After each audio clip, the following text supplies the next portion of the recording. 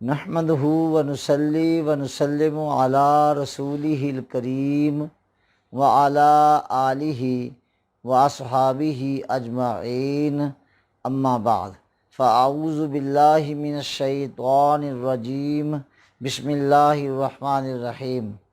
فاسألوا اہل الذکر ان کنتم لا تعلمون۔ صدق اللہ مولانا العظیم و صدق رسولہ النبی کریم الامین۔ حضرات محترم، اللہ تعالیٰ قرآن مجید میں ایک سے زیادہ مرتبہ یہ ارشاد فرماتا ہے کہ اگر تمہیں کوئی مسئلہ معلوم نہ ہو تو اہل ذکر یعنی اہل علم سے پوچھ لیا کرو۔ اسی حوالے سے ہم ہر اتوار کو نماز عشاء کے بعد لاہور پاکستان سے آپ کی خدمت میں حاضر ہوتے ہیں، آپ سوالات فرماتے ہیں اور ہم قرآن و حدیث کی روشنی میں ان کے جوابات عرض کرتے ہیں۔ آج بھی حسب معمول حاضر ہوں۔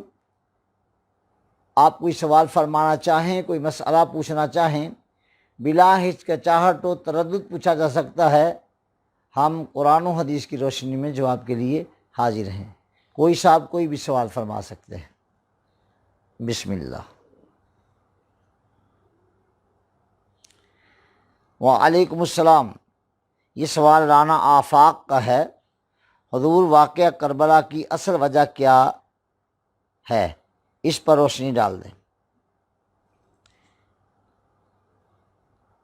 آفاق صاحب، اصل وجہ تو ساری امت کو پتہ چل گیا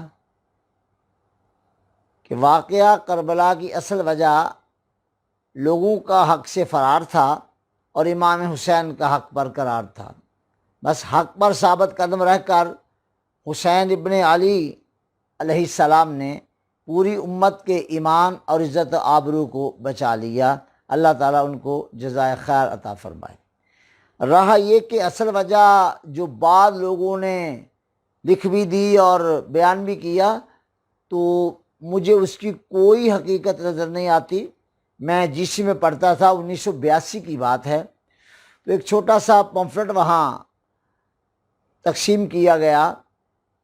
اس میں لکھا تھا کہ ہم آپ کو بتاتے ہیں کہ اصل وجہ واقعہ کربلا کی کیا تھی، اور اس میں یہ لکھا تھا کہ اصل میں بات یہ ہے کہ جناب معاویہ رضی اللہ عنہ چاہتے تھے کہ وہ حضرت علی رضی اللہ تعالیٰ عنہ کے ساتھ تعلقات کو مضبوط کریں، چنانچہ انہوں نے ان کے ساتھ تعلقات کو اچھا بنانے کے لیے ان سے گزارش کی کہ وہ اپنی صاحبزادی یعنی سیدہ زینب بنت علی رضی اللہ تعالیٰ عنہما کا رشتہ ان کے بیٹے یزید بن معاویہ کے لیے دے دیں۔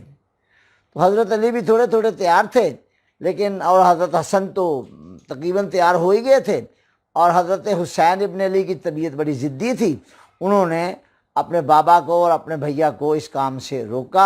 چنانچہ اصل پیچھے وجہ یہ تھی، رشتہ نہ ہوا اور وہ معاملہ اتنا بڑھ گیا کہ واقعہ کربلا تک رونما ہو گیا۔ ظاہر بات ہے کہ میں وہاں سے گریجویشن کر رہا تھا، میں بڑا پریشان ہوا، اور بھی جو اسٹوڈنٹس سے جنہوں نے پڑھا ان پر بھی ایک عجیب و غریب حالت طاری ہوئی۔ پھر میں نے اس پر اپنے اکابر سے رابطہ کیا، اور اپنے اکابر سے رابطہ کرنے کے بعد میں نے کہا کہ لیجیے اس کا جواب دیں آپ۔ پھر الحمدللہ انہوں نے مجھے نشاندہی کی کہ آپ فلاں فلاں فلاں کتاب کو پڑھیں، اور جہاں آپ کو مشکل ہو وہاں ہم حاضر ہیں۔ بہرنحال ہم نے تلاش کر لیا کہ امام حمام جلال الدین سیوطی رحمۃ اللہ علیہ نے لکھا ہے کہ یزید دور رسالت باب میں پیدا نہیں ہوا، عہد صدیقی میں بھی یزید پیدا نہیں ہوا، عہد فاروقی میں بھی نہیں تھا، عہد عثمانی میں جا کر کہیں 25 26 یا 27 ہجری کو یزید پیدا ہوا، اور حضرت سیدہ طیبہ طاہرہ زینب سلام اللہ علیہا ان کی ولادت 5 ہجری کو ہوئی۔ گویا اگر 27 کا سن یزید کی ولادت ہو تو اس میں سے 5 نکالا جائے تو جب یزید پیدا ہوا بی بی کی عمر 22 سال تھی۔ شرم تو آتی نہیں نا لوگوں کو بات کرتے ہوئے، وہ سمجھتے ہیں کہ ساری امت ایسے ہی ہے، جو کہہ دیں گے وہ مان لے گی۔ تو الحمدللہ رب العالمین ابھی وہ بڑے بڑے خوارج زندہ تھے جو بڑا ٹیں ٹیں کیا کرتے تھے نا، سارے ہی زندہ تھے، اور سب کے سر میں پھر ایسی خاک پڑی کہ اس کے بعد مدت تو پھر وہ نہیں بولے۔ اب پتہ نہیں ان کا کیا حال ہے۔ بہرحال اہل بیت کے بغض نے ان کو بالکل اندھا کر دیا، بہرا کر دیا، اور عقل سے تو بالکل پیدل ہو گئے۔ آج کل بھی یہ سارے جو ہے نا منکرین مقامات اہل بیت اطہار، یہ سارے عقل سے پیدل ہی ہیں۔ ان کو عقل نام کی کوئی چیز ان کے ہاں کہیں دور دور بھی نظر نہیں آتی۔ اب آپ بتائیں کہ یزید پیدا ہو رہا ہے، بی بی کی عمر 22 سال ہے، اور انہوں نے یہ رشتہ وغیرہ باندھا، ان کو میں سخت زیادہ کہوں گا پھر لوگ کہیں گے کہ اس کی زبان اب کنٹرول میں نہیں رہی۔ یقین کریں اب ڈیش ڈیش ڈیش لگا کے چھوڑ رہا ہوں، اور جو آپ کے منہ میں ہے یہاں پر کر لیجئے۔ یعنی مطلب ہے کہ کوئی ایک حد ہوتی ہے کسی بات کی۔ واقعہ کربلا کے پیچھے یہ بات بیان کرنا، جیسا کہ انہوں نے خوارج میں بیان کی، کوئی 38-40 سال ہو گئے اس کو بیان کیے ہوئے، اور یہ کراچی میں ایک شور مچا رکھا تھا انہوں نے۔ الحمدللہ وہاں پر اللہ کے رسول کے فضل سے حضرت مولانا حافظ محمد شفیع صاحب اکاڑوی رحمۃ اللہ تعالی علیہ نے زبردست کام کیا، اور ان سب کو تقریباً جو ہے لگام ڈال دی تھی اس مرد نے۔ بس ان کی عمر تو اللہ تعالیٰ لکھتا ہے، 55 سال کی عمر میں آپ کا وصال ہو گیا 1984 میں، ورنہ وہ اکیلا بندہ کافی تھا ان ساروں کو جو ہے نا وہ لگام ڈالنے کے لیے۔ اللہ تعالیٰ ان کی قبر پر کروڑوں رحمت نازل فرمائے، اور ان کے صاحبزادے تمام اولاد کو برکتیں دے، خصوصاً حضرت علامہ کوکب نورانی اکاڑوی دامت برکاتکم العالیہ کو ڈھیروں برکتیں عطا فرمائے۔ وہ اپنے باپ کا جانشین ہے، اور بات کرتا ہے تو پتہ چلتا ہے کہ بندے کے پیچھے مطالعہ بھی ہے، اسے بات کرنے کا طریقہ بھی آتا ہے۔ لہٰذا واقع کربلا کے پیچھے جو ان لوگوں نے، خوارج نے جو بات کری تھی، وہ چٹا جھوٹ ہے، اس کی کوئی حقیقت نہیں ہے، اور یہ ایسی جو ہے وہ 12 ٹہنیاں کھیلتے رہتے ہیں، اور ان کے سامنے پھر اچھی طرح خاک پڑتی ہے، پھر ظالم کئی سال چپ رہتے ہیں۔ وعلیکم السلام۔ یہ سوال میاں عرفان کا ہے۔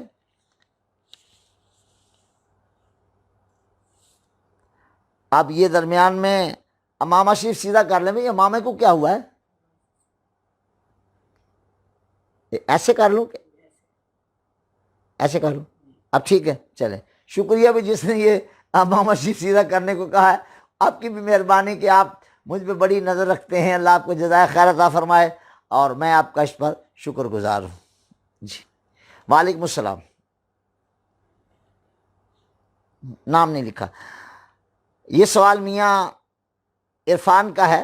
حضور عتبہ بن ربیہ کو جنگ بدر میں کس نے واصل جہنم کیا، اور ولید بن عتبہ کو کس نے؟ جی جناب، یہ 3 بندے مقابلے میں نکلے تھے، یہ ان کے تینوں جگادری تھے۔ ایک عتبہ بن ربیہ، اور دوسرا اس کا بھائی شیبہ بن ربیہ، اور تیسرا اس کا بیٹا ولید بن عتبہ بن ربیہ۔ یہ تینوں آگے کھڑے ہو گئے، اور انہوں نے للکارا، اور سید عالم کا نام لے کر کے ہمارے مقابلے میں بھیجی اپنے بندوں کو تاکہ پتہ چلے طاقت کا۔ تو انصار چلے گئے، انہوں نے ان سے پوچھا ہاں بھائی اپنا تعارف کراؤ۔ انہوں نے کہا کہ ہم انصار مدینہ ہیں، اور تم نے للکارا ہے تو ہم آگے ہیں جواب دینے۔ کہنے لگے نہیں، کھیتی باڑی کرنے والے لوگوں سے ہمارا مقابلہ نہیں ہے، ہمارے مقابلے میں ہمارے ہم پلہ لوگوں کو محمد صلی اللہ تعالیٰ علیہ وآلہ وسلم بھیجیں تو مزہ ہے، تاکہ پنجے میں پنجہ پڑے تو پتہ لگے کہ پنجے میں پنجہ پڑا ہے۔ چنانچہ نبی کریم علیہ السلام نے آواز دی، فرمایا کہ آئین علی، علی کہاں ہیں؟ لبیک یا رسول اللہ، علی حاضر ہے۔ آئین حمزہ، امی میرے چچا حمزہ کہاں؟ یا رسول اللہ میں موجود ہوں، لبیک یا رسول اللہ صلی اللہ تعالیٰ علیہ وسلم۔ اور حضرت عبیدہ یا ابو عبیدہ، ان کو بلایا، وہ بھی آگے، یہ بھی ہاشمی قرشی ہیں۔ فرمایا جاؤ، یہ للکار رہے ہیں بدر میں، جا کے ان کو جواب دو۔ بہرحال مختصر یہ کہ عتبہ کے سامنے حضرت سید الشہداء امیر حمزہ ہوئے، اور شیبہ کے سامنے حضرت ابو عبیدہ ہوئے، اور ولید کے سامنے حضرت علی شیر خدا ہوئے رضی اللہ تعالی عنہم۔ بہرحال وہ باہمی جو ہے وہ مکالمہ ہوا۔ مکالمے میں پھر حضرت سید الشہداء نے اسے کہا کہ بھئی میں وار کرنے نہیں آیا، میں تو مقابلہ کرنے آیا، میں تو دفاع کرنے آیا ہوں، ہمیں یہ حکم نہیں ہے کہ ہم جا کے تو حملہ کر دیں، بلکہ یہ حکم ہے کہ جب وہ حملہ کریں تو آپ اس دفاع کریں اپنا۔ چنانچہ اس نے تلوار اٹھائی اور پورے زور سے مارنی چاہی، لیکن حضرت سید الشہداء نے اس کا وار آرام سے ٹال دیا اور بڑا خسیانہ ہوا۔ پھر آپ نے فرمایا لے عتبہ، یہ ہندا کا باپ ہے، ابو سفیان کا سسر ہے، لے آتا عتبہ وار سنبھال۔ سید الشہداء نے پھر جب نعرہ تکبیر کہہ کر اللہ اکبر کہہ کر تلوار اٹھائی، سر پہ اس کے فولادی خود تھا، تلوار لگی تو پہلے اس نے خود کو چیرا، پھر اس کی کھوپڑی کو چیرا، پھر سینے میں سے گزری اور دونوں چوٹوں کے درمیان سے تلوار گزر گئی۔ ایک ٹکڑا اس کا عتبہ کا دائیں گر گیا اور ایک بائیں گر گیا۔ اس کے بعد وہ مقابل تھا حضرت عبیدہ کے، شیبہ، وہ 30 سال کا جوان تھا اور حضرت عبیدہ کی عمر جو تھی اس وقت 80 برس تھی۔ بارہ ڈٹے، لیکن اس کا وار جو تھا وہ آپ کی پنڈلی پر آ کر پڑ گیا۔ اچھلے تو آپ بہت، لیکن پنڈلی پر وار پڑ گیا، ماس کٹ گیا اور آپ ایک ٹانگ پر کھڑے ہیں اور مقابلہ کر رہے ہیں۔ بہرحال حضرت علی شیر خدا رضی اللہ تعالی عنہ اپنے مد مقابل گئے تو اس نے اپنے انداز میں بات کی۔ مولا کائنات نے فرمایا کہ میں وار کرنے نہیں آیا، میں دفاع کرنے آیا ہوں، تو لگا اپنا زور۔ بہرحال اس نے تلوار اٹھائی اور پورے زور سے وار کیا۔ مولا کائنات نے ہلکا سا ہاتھ یوں کر کے ہلایا، پاسے کر دیا، لے بھائی اور سنبھل، اب ولید اب سنبھل آتا ہے وار۔ مولا کائنات نے جب اس پر وار کیا، اس کا فولادی خود کاٹا، اس کا کھوپڑی کو کاٹا، اس کا سینہ کاٹا اور دونوں چوتڑوں کے درمیان سے تلوار گزر گئی، ایک حصہ دائیں گر گیا، ایک بائیں گر گیا۔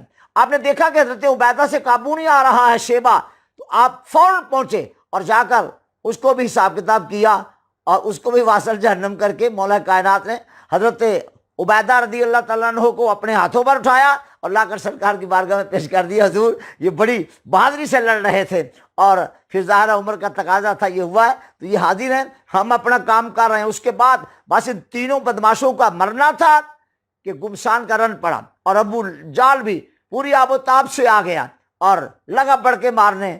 دو انصاری نوجوان وہ نکلے، انہوں نے حضرت عبداللہ ابن مسعود سے پوچھا کہ چچا ابو جال کہاں ہے؟ کہا بچوں یہ بچوں کا کھیل نہیں ہے، میدان کارزار ہے۔ کہا چچا یہ بات نہیں ہے، مر جائیں گے یا ماریں گے ناری کو، سنا ہے گالیاں دیتا ہے وہ محبوب باری کو۔ آگے بڑھے اور آن کی آن میں جا کر ابو جال کو گھوڑی سے کھینچ کر نیچے پھینک لیا اور ایک بھائی دائرے اس میں حفاظت کے لیے تلوار چلاتا رہا، دوسرے نے اس کو گھائل کر دیا، باہر رہو۔ حضرت عبداللہ ابن مسعود رضی اللہ تعالیٰ عنہ نے اس کا سر کاٹ لیا۔ یہ سارے وہاں پر جنگ بدر میں واصل جہنم ہوئے اور ان کے قتل سے اسلام مضبوط ہوا۔ ہم کسی کو مارنا نہیں چاہتے، لیکن اگر کوئی ہمیں مارنے آ جائے تو ہم اسے بھی بتا دیتے ہیں کہ پتر حیاتی اینو کہندے نے تے بہادری اینو کہندے نے، بہادری اس کا نام ہے اور اللہ کے محبوب سے محبت اس کا نام ہے۔ بس پھر صحابہ کرام نے خصوصاً یہ جو تینوں ہیں، حضرت سید الشہداء امیر حمزہ، حضرت علی شیر خدا اور حضرت عبیدہ، انہوں نے کمال کر دیا۔ اللہ تعالیٰ آپ کو جزا دے اور آپ میں بھی بہادری کے جذبات پیدا فرمائے۔ بہادر بنو گے تو انشاءاللہ اسلام غالب ہی رہے گا۔ وعلیکم السلام۔ یہ سوال ارشاد حسین کا ہے، حضور ہمارا اندر اختلافات کیوں پیدا ہو گئے؟ ہمارے اندر اس کی کیا وجہ ہے؟ ہمارے اندر تو کوئی اختلاف نہیں ہے، مجھے نہیں پتا کہاں کے اختلافات کی طرف آپ کا اشارہ ہے۔ امت میں باہمی فروعی مسائل میں اختلاف کا ہونا یہ تو رحمت ہے، کوئی بات نہیں۔ یہ عمل کے مسائل میں اختلاف کا ہونا یہ کوئی بری بات نہیں ہے اور اس سے گھبرانا نہیں چاہیے، تحقیق کرنی چاہیے۔ تو مجھے تو کوئی ایسا اختلاف امت میں نظر نہیں آتا کہ جس کی وجہ سے میں پریشان ہو جاؤں۔ حل کرنے کی صلاحیت ہے۔ ابھی آج ہی کی بات ہے، میں حضرت داتا صاحب مدت کے بعد آج حاضر ہوا اور سوالات شروع ہوئے، بعضوں کا عجب ذہن بنا ہوا ہے، وہ جی حضرت آدم علیہ السلام سے خطا اجتہادی اس کے بارے میں آپ کہتے ہیں۔ میں نے کہا بیٹا بات یہ ہے کہ آپ نے سوال کر دیے نا، اب آپ تشریف رکھیں، میں جواب عرض کرتا ہوں۔ اور کوئی بزرگ تھے وہ بھی درمیان میں، میں کہا حضرت آپ خدا کے لیے آپ تھوڑا سا ساتھ رہنے دیں، تھوڑا سا برداشت کر لیں، اس کے بعد انشاءاللہ میں بات کرتا ہوں۔ نہیں کوئی بات نہیں، میں نے کچھ بھی نہیں کہا، میں نے کہا حضور آپ مجھے معافی دے دیں، میں اس مسئلے پہ اگر آپ کہتے ہیں بات نہ کروں تو میں نہیں کرتا بات۔ بہرحال میں نے بات کی اور میں نے عرض کیا کہ اللہ تعالیٰ کی مشیت یہی تھی کہ آدم علیہ السلام دانا کھا لیں، اور حکم یہ تھا کہ نہیں کھانا، تو اگر اللہ تعالیٰ منع کرنا چاہتا، نہیں کھانے دیتا، کبھی بھی نہ کھا سکتے۔ اور میں نے کہا اتنی جو صورتیں نظر آ رہی ہیں ماشاءاللہ ان کی طرف اشارے کر کر کے، یہ اسی خطا کی برکت ہے کہ آپ سارے مارد وجود میں آ گئے اور میں گناہ گار بھی بن گیا اور دنیا میں آ گیا، اور یہ علماء مشائخ رونقیں لگی ہوئی ہیں، لہذا زیادہ اس پر بات کرنے کی بجائے اصول کو سمجھ لینا چاہیے۔ اللہ تعالیٰ عمل کی توفیق عطا فرمائے۔ وعلیکم السلام۔ یہ سوال امجد علی کا ہے، حضور کیا عورت نماز جمعہ اور عید کی نماز باجماعت پڑھ سکتی ہے کسی محلے کی مسجد میں؟ اگر پردے کا اہتمام ہو تو محلے کی مسجد میں جا کر نماز عید ادا کر سکتی ہے، لیکن عورت پر جمعہ اور عید کی نماز پڑھنا واجب نہ ہے۔ وعلیکم السلام۔ یہ سوال محمد عدیل ایڈوکیٹ کا ہے، حضور پاکستان کی موجودہ صورتحال مثلاً کرپشن، مہنگائی، ظلم، زیادتی، اس پر آپ کیا فرماتے ہیں؟ اپنا آپ ہر کوئی ٹھیک کرے، آپ بھی اپنا آپ ٹھیک کریں، میں بھی اپنا آپ ٹھیک کروں، ہمارے یہ علماء ان کو بھی کہتا رہتا ہوں، آپ بھی حضرات بزرگوں اپنا آپ ٹھیک کرو، اور سارے ٹھیک کریں، پھر انشاءاللہ سب کچھ ٹھیک ہو جائے گا۔ بہرحال میں آج کل بہت قلق محسوس کرتا ہوں، جو موجودہ صورتحال ہے پچھلے 40 سال میں نے بہت دور دیکھے ہیں، دوروں کا لوگوں کو آتے بھی دیکھا ہے، جاتے بھی دیکھا ہے، ان کے آنے کے سٹائل کو بھی جانتا ہوں، جانے کے سٹائل کو بھی جانتا ہوں، اور جب وہ زور میں ہوتے ہیں تو کہ ان کے بیانات بھی مجھے یاد ہیں، جب وہ زور ٹوٹ جاتا ہے تو بھی بیانات مجھے یاد ہیں، سب کے یاد ہیں، سب کے یاد ہیں، سب کے یاد ہیں۔ لہذا فقیر کے نزدیک اس وقت یہ ہے ایڈوکیٹ صاحب، ساری امت کو اور کہیں پر کسی سے 100 جگہ اختلاف ہو، لیکن اللہ کے محبوب صلی اللہ تعالیٰ علیہ وسلم کی محبت میں غرقاب ہو جانا چاہیے، یہاں کوئی اختلاف نہ کرے۔ سرکار کی عظمت اس پر اگر آپ پہلا دے دیتے ہیں تو آپ کی اپنی عزت، آبرو، مال، جان، وقار، یہ کرپشن، مہنگائی، ظلم، زیادتی، سب پر قابو پایا جا سکتا ہے۔ اصل میں اب یہ غصہ اگر کسی کو لگتا ہے تو لگ جائے، ہمارا نا اپنا اندر بگڑا ہوا ہے، اور ہم اس آئینے میں تصویر دیکھتے ہیں جس آئینے میں تصویر بڑی خطرناک اور بھیانک نظر آتی ہے۔ حضور آئینہ صاف کر لیجئے، اس پر جو چھینٹے پڑے ہوئے ہیں ان کو صاف کیجئے، تصویر صاف نظر آنے لگ جائے گی۔ آئینہ گدلا ہوا ہے، آئینہ گندا ہوا ہے، آئینے پر داغ دبے لگے ہوئے ہیں، آئینہ صاف کیجئے، انشاءاللہ جو تصویر ہوگی وہ بالکل صاف نظر آ جائے گی۔ اللہ تعالی ہم سب کے لیے آسانیاں پیدا فرمائے۔ بہرحال معاشرے میں بڑی گھٹن محسوس کرتا ہوں، یقین کریں ہر جگہ پر۔ کل میں موٹر وے پر سے کہیں جانا تھا تو موٹر وے کے راستے سے گیا، وہ جگہ جگہ لائن پولیس والوں کی بیٹھی ہوئی ہے۔ میں ہلکا سا مسکرا کر دیکھتا، وہ بیچارے بڑی بڑی مونچھوں والے بچے مجھے دیکھتے کہ بابا پتہ نہیں کی کرتا۔ میں نے کیا کرنا تھا، میں دیکھ رہا ہوں کہ پاکستان تو اس لیے بنا تھا کہ اس کی جس گلی سے گزرو گے وہاں امن ہوگا، وہاں چین ہوگا، سکون ہوگا۔ وہ پاکستان بنانے والا بابا قائد اعظم محمد علی جناح رحمۃ اللہ تعالیٰ علیہ، یقین کریں بڑا صاف دل و دماغ کا بندہ تھا۔ اللہ اس کی قبر پر کروڑوں رحمت نازل فرمائے، اور ہمیں اس بندے کی فکر کو اپنانے کی توفیق عطا فرمائے۔ ایڈوکیٹ صاحب اللہ آپ کو جزا دے، آپ کی فکر اچھی ہے اور اللہ آپ سے کام لے لے گا انشاءاللہ۔ مجھے نہیں پتہ آپ کون ہیں، کہاں رہتے ہیں، کیا ہیں، لیکن آپ کا انداز بتاتا ہے کہ آپ اللہ کے محبوب کے غلاموں کی تنگی محسوس کرتے ہیں۔ میرا بھی دم گھٹتا ہے، لیکن میں بوڑھا ہوں، کمزور ہوں، اب میں کیا کہوں کسی کو ذرا کچھ کہوں گا، کہیں گے دیکھو اسے بڑھاپے میں بھی چین نہیں آتا، یہ کس طرح ٹیں کرتا ہے۔ کہتے ہیں لوگ، کہتے ہیں، مجھے پتہ، کہتے ہیں، اس کی بات ہی نہ سنو، یہ کوئی منتر کر دیتا ہے۔ میں نے منتر ماں کا سر کرنا ہے، مجھے کوئی منتر نہیں آتا، میں تو اللہ کے محبوب کی محبت ہی کے چرچے کرتا رہتا ہوں، انشاءاللہ کرتے کرتے مر جاؤں گا۔ وعلیکم السلام۔ یہ سوال محمد ارسلان کا ہے، حضور اس میں آدم کی فضیلت کیا ہے اور یہ کیسے حاصل ہوتا ہے؟ آپ کبھی میرے ہاں تشریف لائیے گا، انشاءاللہ آپ کو اس میں آدم اسی وقت ودن 5 منٹس نکال دیں گے اور بتا بھی دیں گے اس میں آدم، انشاءاللہ الرحمن، کوئی مشکل نہیں، معافی مشکل ہے، آپ آ جائیے گا۔ حضرت خواجہ محمد سلیم صاحب خواجہ روحانی وہ اس میں بڑی مہارت رکھتے ہیں. میں بھی انشاءاللہ تعالیٰ آپ کے ساتھ وہاں ملوں گا، ملاقات کر لوں گا انشاءاللہ. وعلیکم السلام. یہ سوال بھی انہی کا ہے، محمد ارسلان صاحب کا. حضور میرے والدین اور میری صحت کے لیے دعا فرما دیں. اللہ بیٹے آپ کی صحت میں برکت کرے، آپ کے والدین کی عمروں میں، صحتوں میں، عزت آبرو میں برکتیں عطا فرمائے، اور تمہیں کبھی گرم ہوا بھی نہ لگے، اور ساری امت کا اللہ بھلا فرمائے. امت کے سارے بچے جو 22 سال کے ہیں، 20 سال کے ہیں، 25 سال کے ہیں، اللہ ان سب کی حفاظت فرما. یہ خود آسانی میں رہیں، اور ان کے ماں باپ کی آنکھیں بھی ان کی وجہ سے ٹھنڈی ہوں. میری دعا ہے، دعا ہی کر سکتا ہوں، اور میں نے کیا کرنا. وعلیکم السلام. یہ سوال الطاف شیخ صاحب کا ہے. حضور قرآن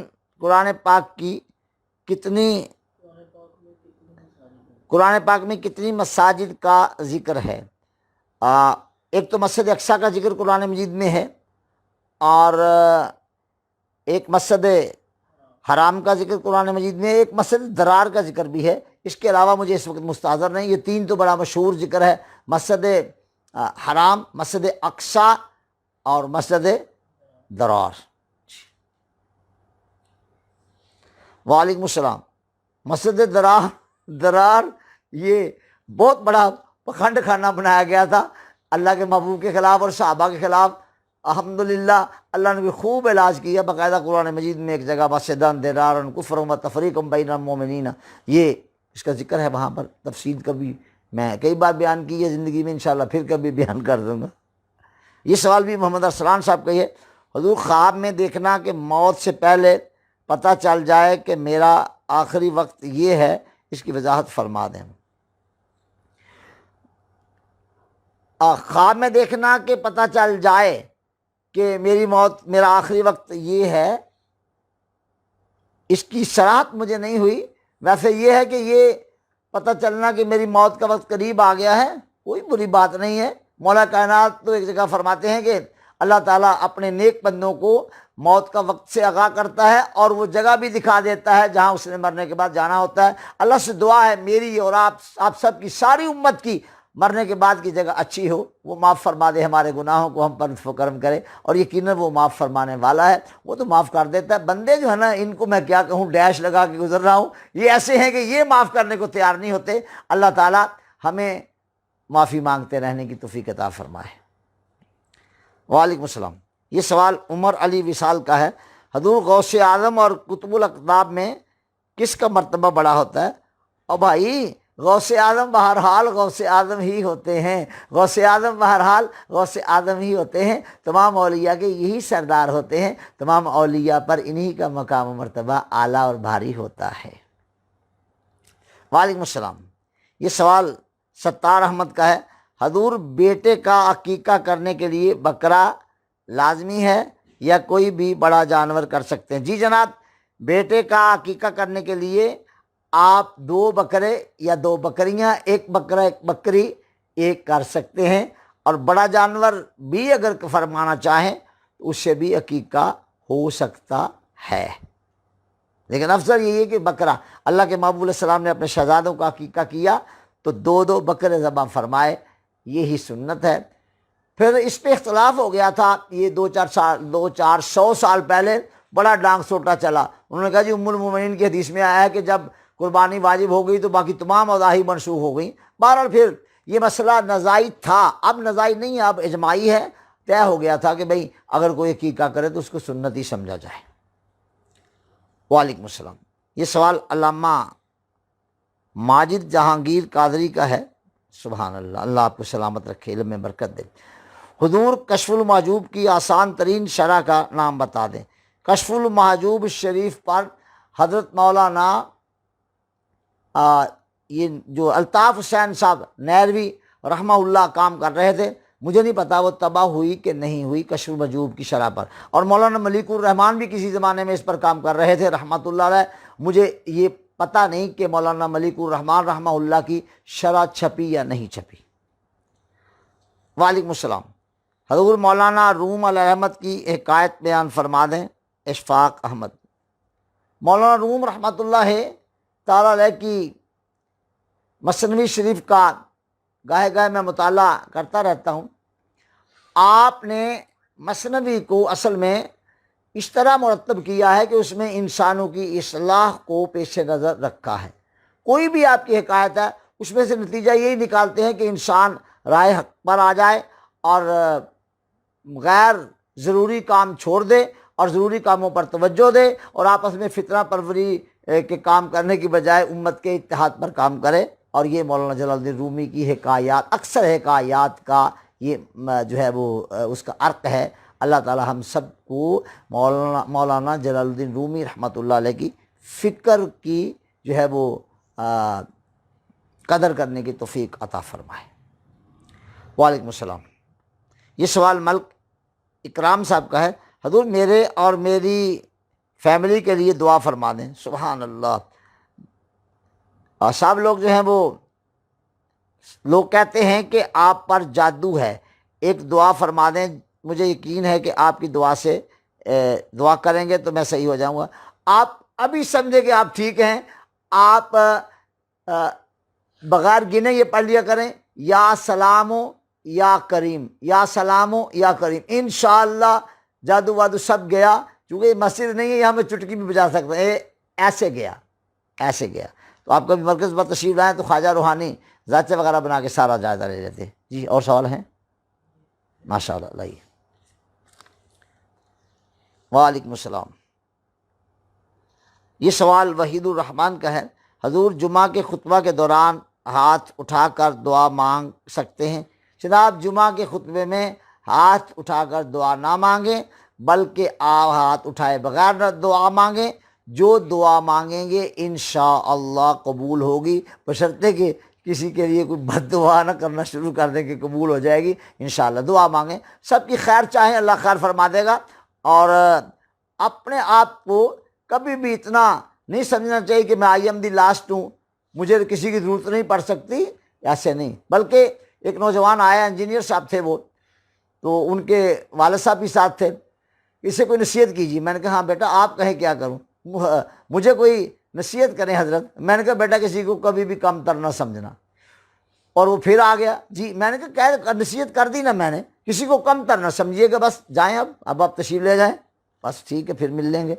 یہ لو۔ وعلیکم السلام۔ یہ سوال کاوش علی کا ہے، حضور آپ کیسے ہیں؟ الحمدللہ میں ٹھیک ہوں، اللہ تعالیٰ آپ کو لمبی عمر عطا فرمائیں اور میرے لیے بھی دعا فرما دیں، اللہ آپ کی حفاظت فرمائے، آپ کو بھی ایسی برکتیں عطا فرمائے جس طرح کی آپ میرے لیے چاہتے ہیں، خواہاں ہیں جن کی۔ وعلیکم السلام۔ یہ نوید مغل کا سوال ہے، واقعہ کربلا کے بعد یزیدی دربار میں کیا ہوا؟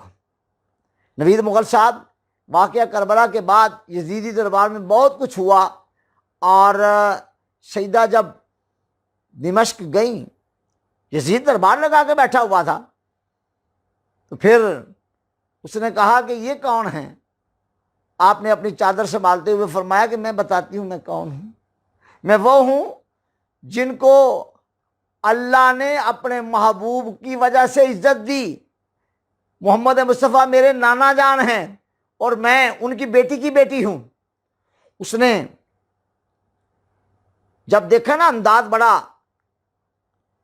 بہادرانہ ہے، آگے سے کہتا ہے کہ اچھا وہ کہتا ہے لائبت بنی ہاشمہ بالملک فلا خبرن جا والا وحی نزلہ، بڑی باتیں کر رہی ہو کہ میرے نانا میرے نانا میرے نانا۔ بنو ہاشم نے تو یہ حکومت حاصل کرنے کے لیے ڈھونگ رچایا تھا وحی کا اور قرآن کے نزول کا، تیرے نانے پر نہ کوئی قرآن نازل ہوا نہ ہی کوئی وحی آئی۔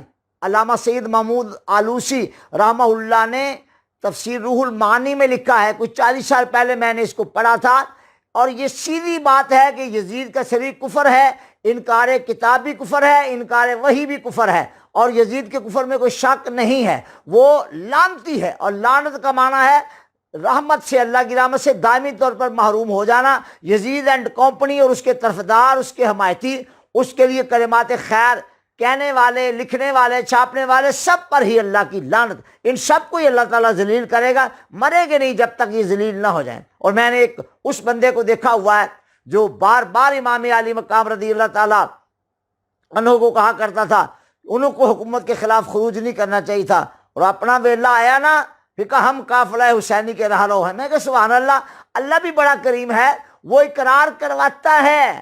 جب کوئی پھنس جاتا ہے تو پھر اسے حسین یاد آتے ہیں رضی اللہ تعالیٰ عنہ علیہ السلام.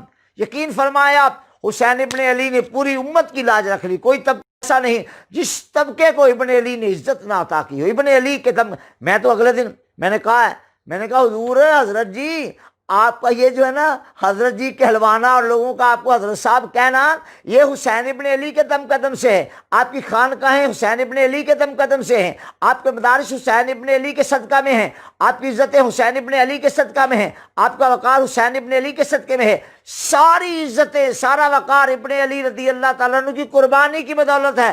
اگر ابن علی اپنا گھر قربان نہ کرتے تو تم کبھی بھی نہ بچ سکتے. لہذا حضرت جی خیال کریں، ابن علی رضی اللہ تعالیٰ عنہ کو خراج تحسین پیش کیا کریں.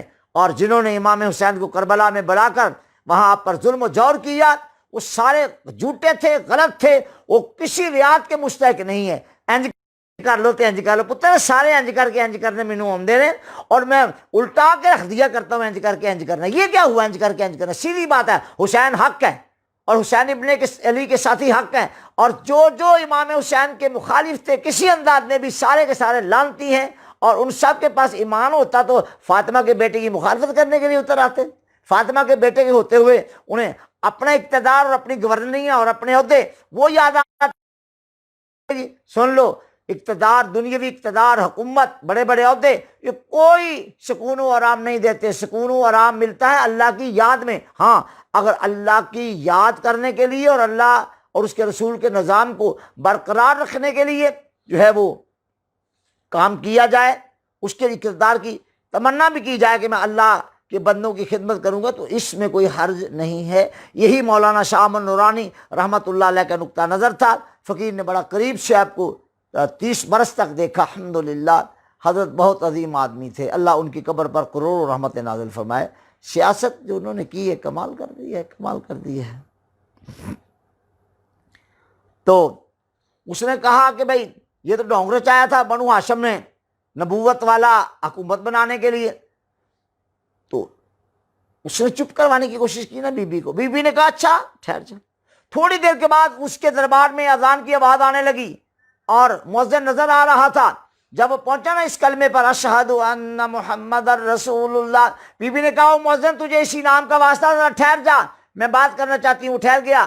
تو آپ نے کہا کہ تم تو میرے بھیا کو شہید کر کے یہ سمجھتے ہو نا میں کامیاب ہو گیا ہوں، اب تو نے ہمارا معاملہ ختم کر دیا، تو آج تو فاتح ہے نا، آج تو سب کچھ بازار تیرے اختیار میں آ گیا. تو چاہیے تھا نا کہ آج ڈنکا تیرے دادا کے نام کا بجتا. اب سن، ڈنکا تو آج بھی میرے نانے کے نام کا بج رہا ہے، اور آگے بھی سن لے، قیامت تک ڈنکا میرے نانا ہی کے نام کا بجتا رہے گا. اور بی بی نے 2 باتیں کی ہیں، دونوں ایسی حق ہیں. اب دیکھ لو 1400 سال ہونے کو آئے، آج تک ڈنکا محمد عربی کے نام کا بج رہا ہے اور قیامت تک بجتا رہے گا. یزید جھوٹا تھا، ملعون تھا، اور یزید کے ساتھی بھی ایسے ہی ہیں. اور اب جو اس دور میں اس کے لیے جو ہے وہ راہیں نکالتے ہیں، نہیں جی نہیں، بڑا نیک آدمی سی، میں یہاں کچھ کہوں گا ڈیش ڈیش ڈیش ڈیش لگا دیا ہے، جو دل کرے خالی جگہ پل کر لو، میرے ہاں کوئی معافی وافی نہیں. اللہ جانتا لوگوں کو کیا ہو گیا ہے. اور پھر باقی رہی بات لوگوں کے حوالہ جات، فلاں جگہ، تو پتر حوالہ دینے واسطے چاہیے کہ جہاں حوالہ دینا وہ بارے مکمل معلومات ہون کہ وہ کہو جہا بندہ سی. اور اگر اس کے بارے میں معیار ہی طے نہیں، آپ کو پتہ ہی نہیں ہے کہ معیار اس کا کیا تھا، اس کا آپ حوالہ دے رہے ہیں، تو خدا کے لیے حضرت جی حوالہ دینے سے پہلے یہ تحقیق ہو جانی چاہیے کہ جس کا حوالہ دے رہا ہوں اس کی اپنی حیثیت کیا ہے. یہ ساری باتیں یاد رکھنے کی ہیں. میں نے 40 سال یوں ہی نہیں گنوا دیے، الحمدللہ. دیکھا اب کسی نے مجھ سے کہا جی آپ ابن کثیر کے بارے میں کیا کہتے ہیں؟ جی ابن کثیر کے بارے میں کہہ دیتا ہوں، ابن کثیر ناقابل اعتماد آدمی ہے. ابن کثیر پر اعتماد نہیں کیا جا سکتا. ابن کثیر نے تو لکھا ہے کہ کربلا میں پانی بند نہیں ہوا، میں نے انڈر لائن کیا ہوا ہے. ابن کثیر نے تو لکھا ہے کہ معاذ اللہ حضرت یحییٰ علیہ السلام نامرد تھے، تو اسے مان لوں میں؟ ہو اللہ کا نبی اور وہ اس کو اس طرح کہا جائے، کوئی اللہ کا نبی جو ہے وہ مردانہ کمال سے عاری نہیں ہوتا. ابن کثیر کے اس مقام پر کوئی اتفاق نہیں ہے مجھے. میں نے تو غالباً 35 سال پہلے بعد اٹھا کر کہا تھا اپنی ممبر پر کہ یہ ابن کثیر سے غلطی ہوئی ہے، اور ابن کثیر جو ہے وہ کئی مقامات ایسے ہیں جہاں اس سے غلطیاں ہو گئی ہیں۔ لہٰذا یہ تھوڑا کہ ابن کثیر حوالہ دے تو اس کے حوالے کو آنکھیں بند کر کے مان لوں گا، میں نہیں مانتا، میں نے سارا دیکھتا ہوں کہ یہ سارا اس کا حساب کتاب کیا ہے۔ ابن کثیر ناقابل اعتماد آدمی ہے۔ باہر نہ ہو، سوال کا جواب ہو کے لائیے۔ وعلیکم السلام۔ حضور مملوک علی نام رکھنا کیسا ہے؟ چاند مغل، چاند مغل بیٹے، مملوک علی نام رکھنا تو برا نہیں ہے، لیکن ہندوستان میں ایک مولوی صاحب تھے، ان کا نام مملوک علی تھا، اور وہ مولانا محمد قاسم نانوتوی صاحب کے ہم اثر تھے۔ وہ گئے حج کرنے کے لیے حرمین شریفین، وہاں جا کے ایسا متاثر ہوئے کہ اپنا نام مملوک علی کے بجائے مملوک الاولیاء رکھ لیا، اور ان کو کہہ گیا کہ میں ہندوستان میں جا کے سارا ہندوستانی میں آپ کے ساتھ لگا دوں گا۔ پھر لگا نہ لیا، پھر لا نہ لیا نال، لا نہ لیا نال، ہندوستان سارا ساتھ لگانا تو درکنار، اپنا آپ سنبھالنا نہ جا سکا، لہذا نام بدل دیے اپنے، یہ شرک ہے، خدا کا خوف کیجئے۔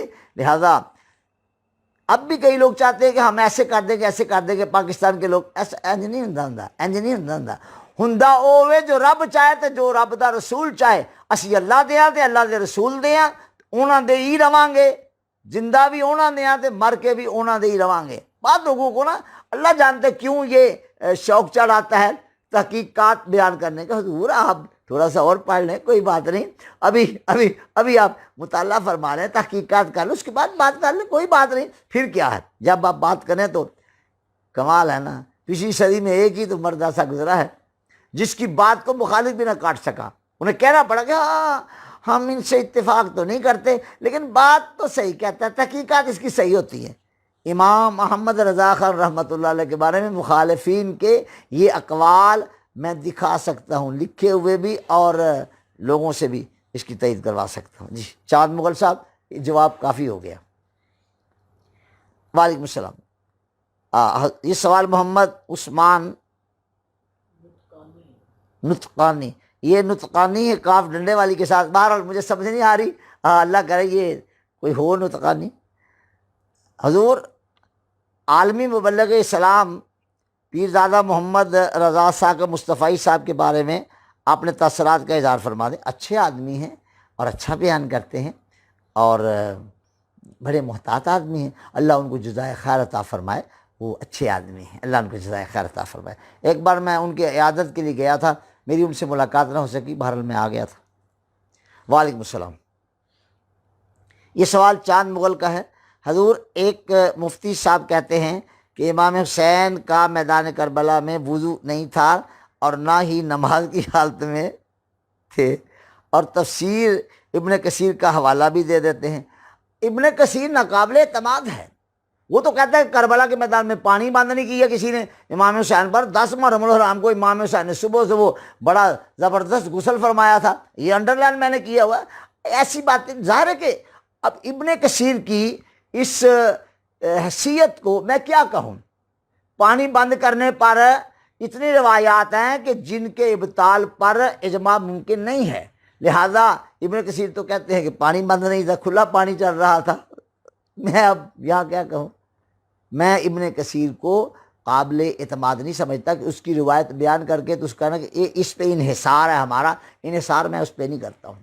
ہاں کوئی کہے کہ سید نعیم الدین مراد آبادی نے لکھا ہے تو انحصار کروں گا، کوئی کہے کہ یہ روایت، حالانکہ وہ مسلکن میرا طرفدار نہیں تھا، قاضی سلیمان منصور پوری، کوئی کہے کہ قاضی سلیمان منصور پوری نے نقل کی ہے روایت تو اس کی تائید کروں گا، اس لیے کہ وہ مورخ ذمہ دار تھا قاضی سلیمان منصور پوری۔ اور میں نے چونکہ ان کا بڑا مطالعہ کیا ہوا ہے، اگر کسی نے اس کے نظائر دیکھنے ہو تو میری کتاب الجھا ہے پاؤں یار کا زلف دراز میں، وہ پڑھ لے انشاءاللہ تعالی، بڑی خوشی ہوگی انشاءاللہ، مجھے یقین ہے بڑی خوشی ہوگی۔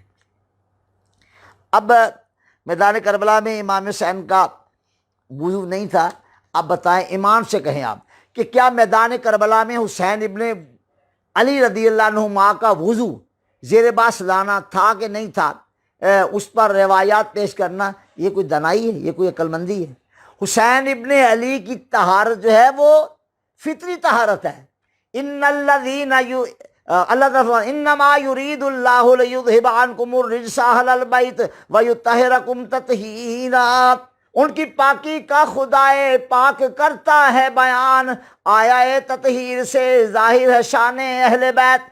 لہذا میدان کربلا میں موجود تھا اور شیخ کریم کی صدارت میں خطابات ہو رہے تھے علماء کے۔ شیخ کریم لوگ جانتے ہیں کہ میں حضرت مولانا ابو محمد عبدالرشید القادری الرضوی الحنفی ماتریدی نور اللہ مرکزہ کا مرید ہوں، انہی کا خلیفہ ہوں۔ وہ تشریف فرما تھے مسند صدارت پر۔ ایک خطیب صاحب بڑے پڑھے لکھے تھے ویسے وہ، اور بڑے ذمہ دار آدمی تھے۔ وہ انہوں نے کہا کہ جی امام حسین رضی اللہ تعالیٰ عنہ کربلا میں نماز 2 ادا کی اور وضو، انہوں نے کہا امام حسین نے وضو خون سے وضو فرمایا، خون سے وضو فرمایا۔ تو شیخ نے میں بیٹے حضرت مولانا صاحب خون سے وضو نہیں ہوتا، خون سے وضو نہیں ہوتا۔ اتنی بات مجھے یاد ہے، میدان کربلا میں امام حسین کا وضو نہیں تھا، اس کو بیان کرنے کی ضرورت نہ ہے۔ ہاں اگر کوئی یہ کہے کہ آپ نے کیوں وضو کرنا تھا، آپ کا تو خون ہی سے وضو ہو گیا تھا، تو یہاں شیخ نے یہ کہا تھا کہ بیٹے خون سے وضو نہیں ہوتا۔ اور باقی یہ مقام وہ ہے جہاں بڑا بچ بچا کر گزرنا چاہیے، سنبھل کر گزرنا چاہیے۔ ذرا سا معاملہ گڑبڑ ہوا تو گرنے کی جو ہے وہ بڑی پکی امید ہوتی ہے۔ لہذا ان مسائل کو میں نے کبھی نہیں چھیڑا۔ میں بھی شاعت بیان کرتا ہوں کہ یہ الحمدللہ جب یہ مقامات آتے ہیں تو جو روایات مصدقہ میری نظر میں ہوتی ہیں ان کو بیان کر دیتا ہوں۔ اور اگر کسی ایسے خطیب کی کوئی بات بیان کرے کہ جس نے ماشاءاللہ وہ نئی شہادت بنائی ہو، تو میں کہتا نہیں بھائی ایسے نہیں بیٹے، ایسے نہیں، ایسے نہیں بیٹا، ایسے نہیں۔ آپ جو ہے ذمہ داری سے بات کیجئے اور تحقیقات کیجئے۔ اور شہادت میں بھی بیان کرنی ہے تو مولانا سید نعیم الدین مراد آبادی رحمۃ اللہ علیہ کی سوانح کربلا پڑھ لینی چاہیے، کافی مواد مل جائے گا۔ اور انشاءاللہ اس سے میں نے کوئی 40 سال پہلے یہ کتاب پڑھی تھی، کئی بار پڑھی ہے زندگی میں۔ مولانا سید محمد نعیم الدین مراد آبادی رحمۃ اللہ علیہ بڑے ذمہ دار عالم تھے اور مورخ بڑے زبردست تھے، اور انہیں علوم و فنون پر دسترس حاصل تھی۔ لہٰذا یہ مسئلہ جو ہے وہ اس پر حوالہ دینا، حوالے دیتے رہیں لوگ۔ بسا اوقات ظاہر ہے کہ حوالہ کسی کی حمایت میں طرفداری میں دیا جاتا ہے، تو اگر کسی نے کہہ بھی دیا ہوا ایسے بالفرض کہ امام حسین کا وہاں وضو نہیں تھا، تو میرا خیال ہے کہ بدگمانی کرنے کی بجائے خیر کے پہلو کی جانب اپنے آپ کو لے جانا چاہیے۔ میرا تو اس طرح کا نقطہ نظر ہے۔ اعتراض کریں گے آپ تو پھر کیا ہوگا؟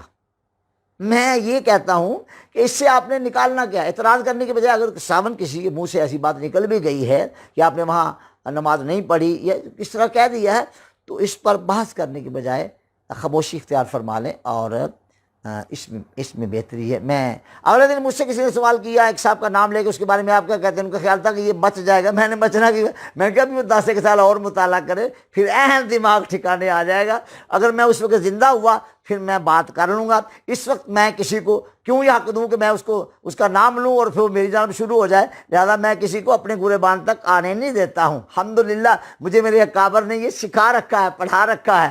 میں حضرت مولانا ابو صالح حافظ فیض احمد ویسی کا شاگرد ہوں، میں مفتی عبدالقیوم ہزاروی کا شاگرد ہوں، مولانا عبدالحکیم شرف قادری کا شاگرد ہوں۔ ایک مسئلہ تھا، اس پر ایک کتاب آئی تو میں نے عرض کیا، میں نے کہا حضور یہ کتاب آ گئی، آپ کیا کہتے ہیں؟ تو مجھے ہنس کے فرمان لگے، بیٹا یہ انہوں نے تو لکھ دیا، میں کچھ نہیں کہتا، لیکن قصور ان کا جو انہیں بار بار جا کے کہتے تھے کہ یہ کیسے، یہ کیسے، یہ کیسے، انہوں نے کہا پھر ایسے ایسے ان سب کو میں علیحدہ علیحدہ کیا جواب دینا، کتاب لکھ دیا، لو یہ پڑھ لو۔ پھر اب جواب ہو گیا۔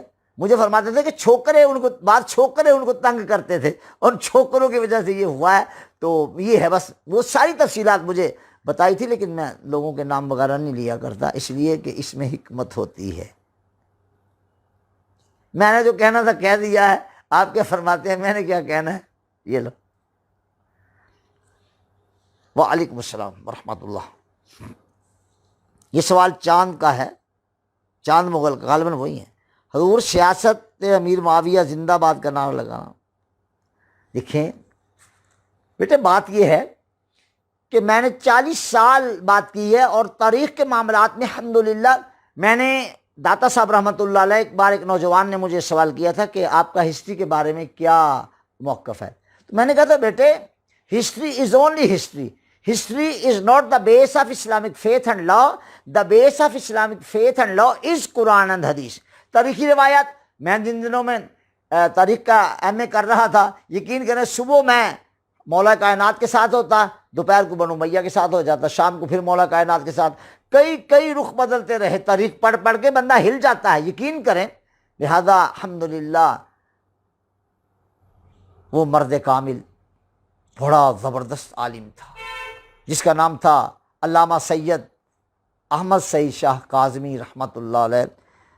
ان کی بارگاہ میں حاضری سے جو مسائل حل ہوئے وہ کتابوں سے حل نہیں ہوئے۔ بڑا عظیم مرد تھا، بڑا عظیم مرد تھا، اس جیسا مرد دور دور کہیں نظر نہیں آتا۔ میرا خیال ہے کہ پچھلی صدی میں امام احمد رضا کے بعد تحقیق اور فن میں الحمدللہ بہت بڑا آدمی تھا علامہ کاظمی رحمۃ اللہ علیہ۔ ایسے لگتا تھا جیسے پرانی روح ہے، کوئی 200-400 سال پرانی، اور اپنے اب بھیجا ہے۔ اور میں دیکھ دیکھ کے کہا کرتا تھا کہ وہ وقت بھی آ جائے گا کہ جب حضرت نہیں ہوں گے اور ہم ابھی ہوں گے۔ الحمدللہ مجھے ان سے بڑی محبت ہے۔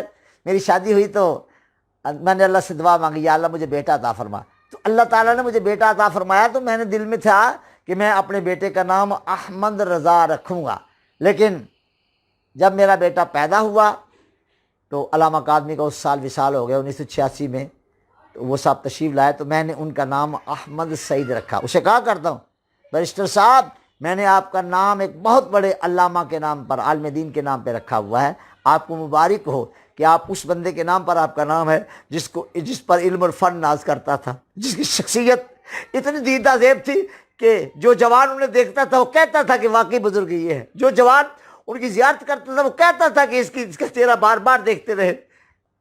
یہاں لاہور میں نوری جامع مسجد ریلوے اسٹیشن پر جب یوم رضا کا پروگرام ہوتا تھا تو حضرت تشریف لاتے تھے، ہم جوانوں کو لے کر وہاں جاتے تھے، اور جب وہ پوچھتے کہ یہ حضرت کون ہے، اتنا نورانی چہرہ، اتنی پیاری داڑھی، اتنا پیارا امامہ، اور جو ان کا سٹائل تھا گفتگو کا، آئے ہائے ہائے کیا کہنا، اللہ علامہ کاظمی جیسا، وہ اس جیسا تو نہیں ہو سکتا، اس کے قریب کوئی عالم پھر عطا فرما، اللہ ان کے صاحبزادوں کو برکتیں عطا فرمائے، اللہ ان کے خاندان کو برکات سے مالا مال کرے۔ میں جب تک زندہ رہوں گا اپنے استاد محترم کے لیے دعائیں کرتا رہتا ہوں۔ مشکل مسائل جب حدیث میں پڑھاتا ہوں، مشکل مسائل آ جاتے ہیں تو میں چٹکی میں حل کر دیتا ہوں۔ حضرت یہ کیسے؟ میں نے علامہ کاظمی رحمۃ اللہ علیہ کو ایک بار یہ حدیث بیان کرتے سنا تھا اور حضرت نے یہ فرمایا تھا، الحمدللہ سارے مسائل حل ہو جاتے ہیں۔ علامہ کاظمی رحمۃ اللہ علیہ کی کیا بات تھی، وہ بہت بڑے عالم تھے۔ تو یہ نعرہ جو لگا سیاست امیر معاویہ زندہ باد، یہ انہیں کو مبارک، وہ لگاتے رہے اس طرح کے نعرے۔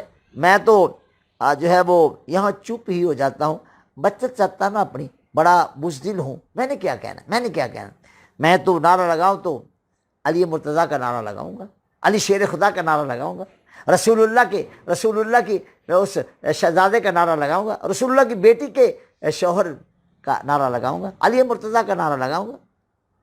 میں نہیں پڑھتا ان معاملات میں تاریخ چھیڑتا ہی نہیں۔ اگر میں تاریخ چھیڑوں تو یقین کریں اب یہ 10 منٹ میں چلوں گا تو آپ پیٹنے لگ جائیں گے، اچھا یہ ہوا، سب مجھے یاد ہے، مگر میں بیان نہیں کرتا ہوں، میں نہیں کرتا بیان، فائدہ نہیں ہے نا۔ فائدہ اس میں ہے کہ خود بچیں اور لوگوں کو بچائیں، لوگوں کو بچائیں، اور حق وہی ہے جو مولا علی کی زبان سے جاری ہوا، حق وہی ہے۔ جی لیجیے۔ وعلیکم السلام۔ ستار احمد کا سوال ہے یہ، حضور بینک میں سیونگ اکاؤنٹ رکھ سکتے ہیں؟ جی جناب، سیونگ اکاؤنٹ بینک میں پروفٹ اینڈ لاس اکاؤنٹ رکھ لیں، اس میں سے کچھ منافع بھی ملتا ہے، وہ بھی آپ لے سکتے ہیں۔ اس پر ہمارے مفتیان کرام نے بھی جواب کا فتویٰ دے رکھا ہے اور میں بھی انہی میں سے ہوں۔ جی وعلیکم السلام۔ یہ سوال علی عمر وصال کا ہے، حضور آپ کی فراغت کہاں سے ہے؟ سبحان اللہ، میں جامعہ نظامیہ سے فارغ ہوں، اور میں نے جو داخلہ بھیجا تھا تنظیم المدارس کا، مفتی صاحب کی ان دنوں چونکہ میں جی سی میں پڑھ رہا تھا نا، تو ساتھ درس نظامی پڑھ رہا تھا، تو وہ فرماتے تھے تو نہ ابھی ٹھہر جا، تو ابھی امتحان نہ دے۔ میں نے کہا حضرت آپ بھیج دیں داخلہ، آپ فکر نہ کریں، آپ خوش ہوں گے۔ الحمدللہ داخلہ چلا گیا، اور وہ میرا کارڈ جب رزلٹ کارڈ آیا تو حضرت نے اپنے دستخط کر کے مجھے کریکٹر سرٹیفکیٹ دیا، میرے پاس ہے، کبھی میں پڑھ کے سناؤں گا، ایسے کر کے دکھا بھی دوں گا۔ تو دعائیں دی. میں ان علماء کا علامہ قادری شاہ صاحب کا شاگرد ہوں. مفتی غلام صبر قادری صاحب میرے استاد ہیں، ان سے میں نے حدیث پڑھی. مولانا عبد العلیم صاحب سے حدیث پڑھی. اور میں نے حضرت مولانا مفتی عبد القیوم خان ہزاروی صاحب سے ترمذی اور ابن ماجہ پڑھی. بہت سارے علماء کرام سے میں نے حدیث پڑھی اور کتابیں پڑھی. حضرت مولانا شیخ الحدیث محمد علی صاحب رحمۃ اللہ تعالیٰ علیہ وہ میرے استاد ہیں. صرف نحو اور ابتدائی چیزیں میں نے حضرت مولانا سے پڑھی تھی. الحمدللہ ان کے پڑھانے کا انداز یہ تھا کہ میں نے ان سے عرض کی کہ حضور میں نے اسکول جانا ہوتا ہے، تو اب فرمایا اچھا ایسے کرتا ہوں کہ تو نہ صبح فجر کے بعد میں راوی پہ سیر کے لیے جاتا ہوں، تو فلاں جگہ آ جایا کر، وہاں سے راوی تک میرے ساتھ پیدل جایا کر، تو میں آتے جاتے پڑھا دیا کروں گا. تو الحمدللہ صرف اور نحو میں نے حضرت کے ساتھ صبح کی سیر میں آتے جاتے پڑھی تھی، مولانا محمد علی صاحب شیخ الحدیث رحمۃ اللہ علیہ کے ساتھ. اور الحمدللہ 400 کتابیں میں نے لکھ دی ہیں. فیض النبی شرح جامع ترمذی لکھ دی ہے. تفسیر پر کام الحمدللہ کر رہا ہوں. اور فتاویٰ جو ہے ارشدیہ اس کی 40 جلدیں بنیں گی. 40 جلدیں اللہ کرے میری زندگی میں کام ہو جائے، اور بڑے بڑے نادر مسائل و تحقیقات پر انشاءاللہ کام ہوگا. تو علی عمر وصال صاحب، میں ایک طالب علم ہوں اور سبق اپنا اچھی طرح یاد کرتا رہتا ہوں. الحمدللہ. یہ لیجیے. اور کوئی سوال ہیں؟ ماشاءاللہ. اللہ آپ کو جزائے خیر عطا فرمائے. آج کتنے منٹ کی نشست ہو گئی؟ 50 منٹ. اللہ اللہ اللہ اللہ. میں آج چاہ رہا تھا کہ مختصر کر دوں، بہرحال ہو گئی. اللہ تعالیٰ آپ کو برکتیں عطا فرمائے اور سننے والوں کو بھی برکتیں عطا فرمائے، اور جو حضرات سوال کرتے ہیں اللہ ان کو بھی برکتیں عطا فرمائے. اللہم صلی علی سیدنا حبیبک نبیک مولانا محمد معدن الجود والفیض والکرم وعلی آلہ وصحبہ اجمعین. صلی اللہ تعالیٰ علی محمد وعلی صحبہ اجمعین.